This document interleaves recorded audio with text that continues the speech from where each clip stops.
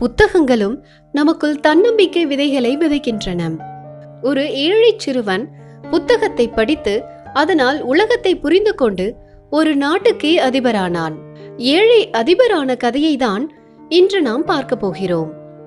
வீடியோக்கள் செல்வதற்கு முன்பு நமது மோட்டிவ் டைம்ஸ் சேனலை மறக்காம சப்ஸ்கிரைப் செய்து நமது வீடியோக்கள் உங்களை தொடர்ந்து வந்தடைய பெல் பட்டனையும் ஆன் செய்து கொள்ளுங்கள்.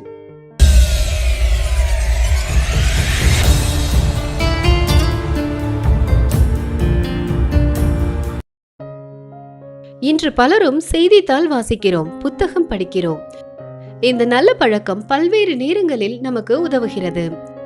இந்த பழக்கம் நம் அறிவை இன்னும் பட்டை தீட்டுவதுடன் உலக அளவில் அன்றாடம் நிகழும் நிகழ்வுகள் பற்றி அறிந்து கொள்ளவும் உதவுகிறது. 1825களில் அமெரிக்காவில் வாழ்ந்த அந்த சிறுவனுக்கும் புத்தகம் வாசிப்பது என்றால் மிகவும் பிடிக்கும். ஆனால் அவனோ மிகவும் ஏழை. தச்சு வேலை செய்து வந்த அவனது தந்தையால் அவனுக்கு பணம் தந்து புத்தகம் வாங்கி கொடுக்க முடியவில்லை. ஆனாலும் அந்த சிறுவனிடம் அறிவு தாகம் நிரம்பி வழிந்தது. அதனால் பக்கத்து நகரத்துக்கு அடிக்கடி நடந்து சென்று அங்குள்ள வசதி படைத்தவர்களின் வீடுகளில் புத்தகங்களை படிக்க தருமாறு கெஞ்சி கேட்பான். பலர் சிறுவனை விரட்டி விடுவார்கள். சிலர் இறக்கப்பட்டு அவனுக்கு ஏதாவது ஒரு புத்தகத்தை கொடுப்பார்கள். புத்தகத்துடன் வீடு திரும்பும் சிறுவன் 1 அல்லது 2 நாளில் புத்தகம் முழுவதையும் படித்து முடித்து ஏற்கனவே சொன்னபடி புத்தகத்தை அதற்கு உரியவரிடம் ஒப்படைத்து விடுவான்.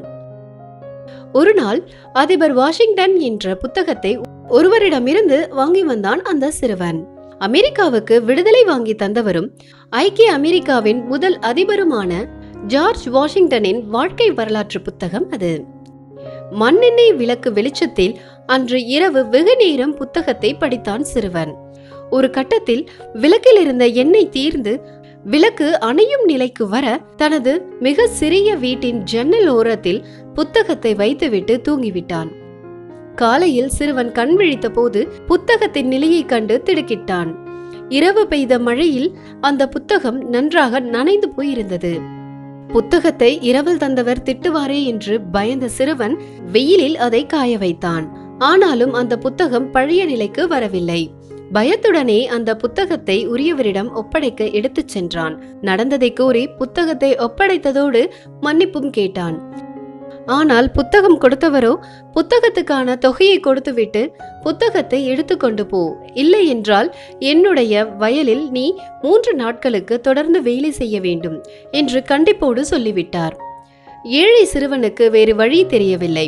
புத்தகத்துக்கான பணத்தை தன்னால் கொடுக்க முடியாது என்பதால் புத்தகத்தை தந்தவர் சொன்னபடி அவரது வயலில் 3 நாட்கள் தொடர்ந்து வேலை பார்த்தான். அதற்கு கூலியாக அதிபர் வாஷிங்டன் புத்தகத்தை அவனுக்கு தந்தார் அதற்கு சொந்தக்காரர். முதலாக ஒரு புத்தகம் தனக்கு சொந்தமான போது அந்த சிறுவன் அடைந்த மகிழ்ச்சிக்கு அளவே இல்லை. ஆனந்த கூத்தாடியவன் அடிக்கடி அந்த புத்தகத்தை படித்தான்.